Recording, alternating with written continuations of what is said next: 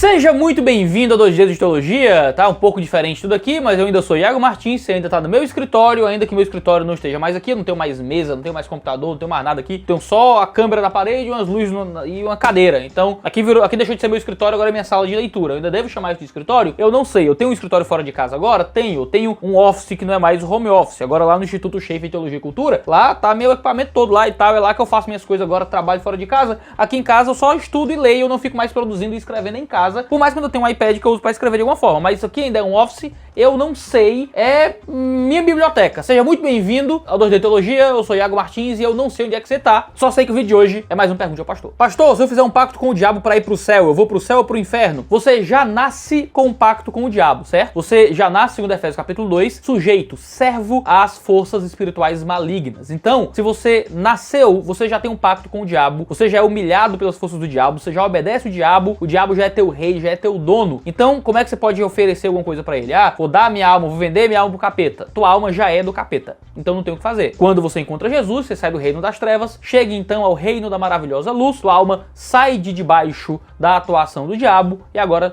tu pertence a Deus. Ou seja, se você está debaixo da atuação do diabo, o que é que você pode dar ao diabo que ele já não tenha? E quando você está debaixo da mão de Deus, por que você entregaria sua alma para outro se ela já é do próprio Senhor que lhe guarda e que lhe tem? Então não, se você fizer um pacto com o diabo para ir pro céu, não dá certo, porque se você está debaixo do diabo, você não tem alma para dar para ele. Se você está debaixo de Deus, o céu já é seu, não tem por que fazer pacto com o capeta. Essa conversa de pacto com o capeta é bobagem, porque você já tem esse pacto, é impossível fazer pactos com o diabo ou o que é que seja, porque sua alma já é dele. Essa ideia de pacto com o diabo vem da ideia da possibilidade de um meio termo entre Deus e o diabo. Então eu tô aqui no meio termo, Deus me quer, o diabo me quer, eu vou vender minha alma pro diabo. Isso não existe, porque o muro já é do capeta. O meio do caminho, o em cima do muro, já é do diabo. Em cima do muro não o podcast, tá? Você me respeite. Mas o caminho em cima do muro. Por que o Concílio de Jerusalém, em Atos 15, proibiu o consumo de sangue? O que acontece é que os irmãos ali, em Atos dos Apóstolos, estavam preocupados com os problemas relacionais entre gentios e judeus. Como para a comunidade judaica tão forte naquela época, o consumo de sangue era muito problemático, então houve uma restrição da liberdade dos gentios em prol da boa convivência entre gentios e judeus. Isso é bem descrito e desenvolvido normativamente por Paulo em 1 Coríntios 8, 9 e 10, onde ele fala sobre comidas sacrificadas a ídolos e aplica isso à vida da comunidade. Eu restringo a minha liberdade para amar aquele que pode participar pecaminosamente da minha liberdade. Mas Paulo, no mesmo texto, deixa claro que a gente pode comer tudo o que a gente quiser. A gente pode comer sangue, pode comer comida sacrificada a ídolo, pode comer o que tiver à mão aí, não tem problema nenhum. Largar tudo e viver como a igreja primitiva. Estou sendo hipócrita de não fazer isso? Não, porque na igreja primitiva isso não existia, certo? Os irmãos vendiam alguns dos seus bens e viviam ali numa grande comunidade próxima, onde os apóstolos administravam os recursos principalmente para os pobres, mas as pessoas não pareciam se desfazer de cada um de seus recursos. A gente tem gente que tinha posses, que tinha recursos, que vendia bens e coisas assim, mas isso não era normativo. O que a gente vê na história de Ananias e Safira é Pedro dizendo que eles não precisavam fazer isso. Eles não precisavam vender os seus bens e entregar para a igreja. Isso não era normativo, isso foi algo que aconteceu. Maravilhoso se ainda acontecer de alguma forma da gente vender todos os nossos itens excedentes e viver em grandes comunidades reunidas. Mas isso fez parte daquele período primitivo de avivamento, em uma sociedade muito agrária, muito diferente da nossa, baseada ainda num tipo de comércio muito incipiente. É complicado acreditar que isso é muito possível em uma sociedade de mercado capitalista como a atual, mas o símbolo ali de unidade e de ninguém ter falta, de ninguém estar pobre, é uma coisa que a gente tem que trazer para cá, para nossas próprias igrejas, de sermos comunidades onde a gente vende o excedente para ajudar quem está em falta. O que você acha da tradução da Bíblia ACF? Eu acho ruim, certo? É antiquada, a linguagem é ruim, eu seguiria qualquer outra tradução aí mais moderna. Se você gosta da tradução mais antiga, vai de ARA, eu indico a NAA, Nova Almeida Atualizada, vai de NVT, vai de NVI, mas a ACF é uma tradução bem em desuso. Pastor, eu acho o Nando Moura um dos maiores heróis da história do Brasil, o que você acha? Eu acho que você tá meio doido. Eu acho que nem o Nando Moura deve pensar isso ao próprio respeito, tá? Então deixa de ser maluco aí, vai, sei lá, lê História do Brasil que é melhor. Mulher cristã e solteirona pode engravidar e ter filho sozinha? Por que é que você quer receber das bênçãos do casamento sem participar do casamento? Ah não, eu quero poder ter filho e criar filho. Você realmente acredita que o mais saudável para uma criança é ser criado num lar com uma mãe solteira? Ah, mas se a criança tá aí para ser adotada, tudo bem, mas você vai entrar numa fila de adoção e provavelmente tirar aquela criança de uma família que iria adotá-la, ela sendo recebida em um casal que vai cuidá-la com um pouco mais de possibilidades. Você é uma mãe solteira, você vai ter que trabalhar fora o dia inteiro para poder sustentar sua família, seu filho vai ser criado pelo mundo bita, provavelmente, ou por uma avó. Não me parece o melhor contexto, o contexto mais apropriado para criar uma criança. Ah, Iago, mas é a criança ia ficar no abrigo. Bom, talvez seja melhor ela ser criada por uma mãe solteira do que estar jogada no abrigo. Agora, o problema é, se a gente tem um número de pais na fila de adoção maior do que o número de crianças para serem adotadas, você estaria tirando aquela criança de um lar que teria pai e mãe. E, desculpa aí, um lar com pai e mãe é muito mais saudável que um lar só com pai ou só com mãe, geralmente, tá? Ah, não, mas meu pai tinha pai e mãe, meu pai batia na minha mãe, aí é outro cenário, certo? A pessoa solteira pode bater também nos outros, certo? Então, no cenário normal, papai e mamãe funciona melhor do que só mãe ou só pai. E outra coisa, por que você ia assumir pra você um compromisso que tiraria de você das bênçãos da solteirice? Porque Paulo vai tratar em 1 Coríntios capítulo 7, ser solteiro como um dom. É um tipo de dom que te dá a possibilidade de servir mais no reino de Deus. Por que você vai querer servir menos no reino de Deus, assumindo pra si o compromisso de uma criança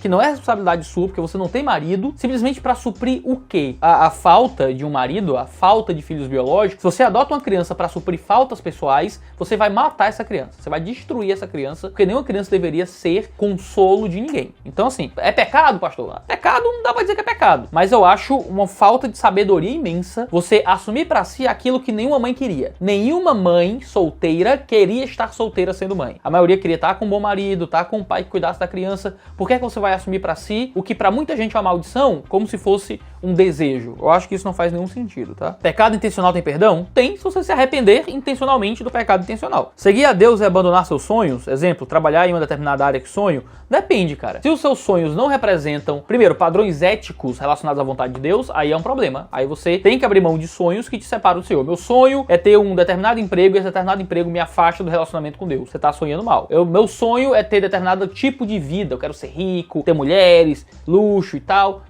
Você tá sonhando coisas que vão em oposição àquilo que Deus intenta para os seus filhos. Agora, ainda que algumas coisas não sejam pecaminosas necessariamente, e por isso, obviamente, você tem que abrir mão desses sonhos, algumas coisas podem te afastar daquilo que é plano de Deus para sua vida. Deus pode te querer no ministério, Deus pode te querer no serviço da igreja, Deus pode te querer focando ali na construção de uma família, e muitos sonhos que a gente tem acabam indo contra aquilo que representa os padrões de Deus. Então, cara, vir para Jesus é abrir mão de quem você é. Os sonhos que der para requentar aí diante de Cristo, amém, já é muita coisa, mas vem com o espírito de que você não tem mais nada, é tudo de Jesus. Se Jesus te devolver algumas coisas que você tinha, aí Deus seja louvado por isso. Até lá, Deus seja louvado também por todos os sonhos ruins que Ele tirou da gente. Tô em dúvida se me torno pastor ou missionário. Tem alguma forma de saber? Tem, cara. Faz os serviços pastorais e missionais já de agora. Vai estudar no seminário, vai estudar a teologia, vai ler os grandes livros de sistemática, de teologia bíblica, vai aprender grego e vai evangelizar muito. Prega para as pessoas, evangeliza os descrentes, leva a mensagem do evangelho, vai fazendo de tudo, tem amigos pastores, tem amigos missionários, passa um tempo com cada um deles e veja onde você vai ser mais útil para o reino de Deus, porque você pode ser uma das duas coisas e Deus pode te usar dependendo do contexto em que você está inserido. Então,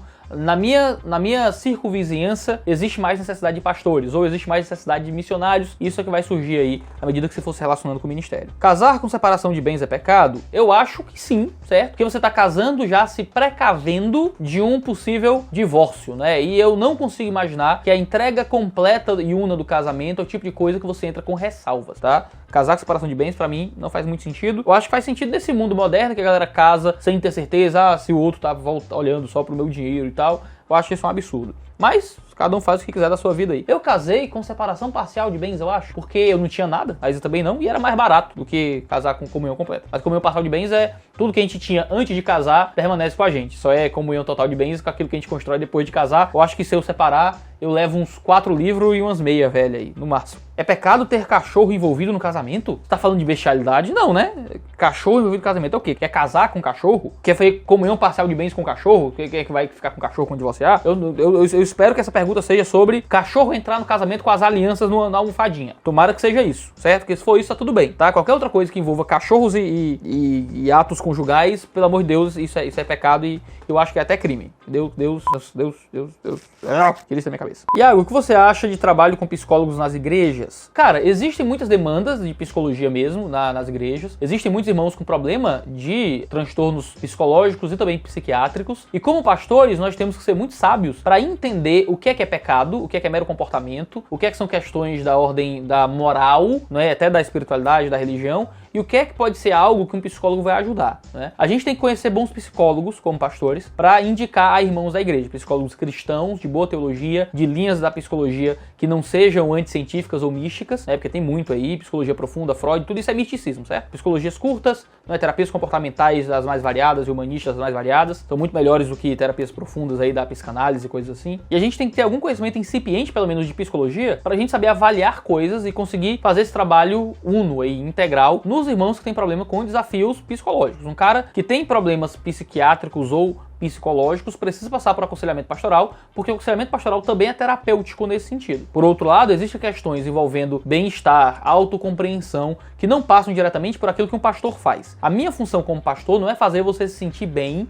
não é fazer você ficar feliz, não é fazer você se relacionar bem com o seu passado, ou saber lidar bem com os frutos emocionais atuais das cobranças que você teve ao longo da vida, ou fazer você superar os seus traumas. Isso não é a minha função como pastor. Minha função como pastor é, apesar disso tudo, fazer você continuar crente em Cristo Jesus. Se crente em Cristo Jesus e aplicando a palavra essas coisas se resolvem, amém, vantagem, sucesso. Agora, outras coisas um profissional da psicologia pode também ser útil no processo de autoconhecimento, de perceber a própria vida, a própria personalidade. Na terapia, por exemplo, foi pra mim um processo muito bom para entender minhas próprias questões, por que é que eu me cobro do jeito que eu me cobro, por que é que eu trabalho como eu trabalho, por que é que eu vejo as coisas como eu vejo, como é que eu cheguei a esse estado atual das coisas. E tendo uma visão mais clara de mim mesmo, através do processo terapêutico, eu consegui aplicar melhor a palavra de Deus na minha vida. Agora, isso se dá porque a terapia é um trabalho conjunto, em que você está com o terapeuta aprendendo coisas e falando coisas e colocando para fora alguns pensamentos, e nisso você consegue aplicar melhor a palavra de Deus em coisas que você às vezes nem sabia que tinha. Então, nós como pastores trabalhamos para revelar Jesus, para revelar a palavra. Psicólogos trabalham muitas vezes para revelar o indivíduo que está ali na terapia. Essa confluência de eu tenho aqui os recursos para você aplicar na sua vida, e na psicologia você conhece melhor a sua vida, você consegue fazer esse processo com mais tranquilidade, desde que você esteja falando diretamente, certo, sobre transtornos psicológicos. Aquilo que a psicologia dá, muitas vezes você pode encontrar no próprio gabinete pastoral, você pode encontrar numa boa relação de amizade, você pode encontrar numa conversa com seus pais ou em relacionamentos humanos. Às vezes, você não precisa de terapia. Agora, se você chega num estado psicológico de transtorno, no sentido que você não consegue mais render no trabalho, você não consegue mais cuidar da sua família, você entra numa depressão profunda ou uma coisa assim, certamente você está ali em algo que o pastor vai ter que identificar e ajudar a lhe encaminhar, talvez, para um tratamento terapêutico que for necessário. Agora, o que mais acontece nas igrejas é, o pessoal já chega na gente no meio do tratamento terapêutico. Então, isso é o mais comum, isso é o mais normal. Eu acho que eu nunca mandei nenhum membro da minha igreja pro psicólogo. Eu só tive que lidar com pessoas que já estavam no psicólogo. Então, esse é o comum na minha realidade, então geralmente é aí que eu atuo, né? Geralmente para tentar tirar a pessoa do psicólogo. É para ajudar nesse processo da pessoa a se aprofundar, a melhorar, até ela entender que ela pode receber ali uma alta terapêutica e voltar à existência comum, sem ter a terapia como uma coisa a mais na vida dela, mas se precisar ter por um tempo aí, não tem problema também, que não é pecado não, tá bom? Esse é o Pergunte ao Pastor de hoje. Deus abençoe todos vocês, se encham do poder do Espírito Santo e abençoem aqueles que estão à sua volta em necessidade. Se você pode estar aí em lockdown, isolamento e tal, se resguarde, se proteja, se previna, use máscaras N95 que são melhores do que de pano, lave sempre bem as mãos, evite grandes aglomerações e vamos junto tomar umas vacinas boas aí, porque eu não aguento mais esses negócios. Um cheiro e até o próximo vídeo, toda terça e quinta-feira, 10 da manhã, a gente tem vídeo aqui no canal. Valeu!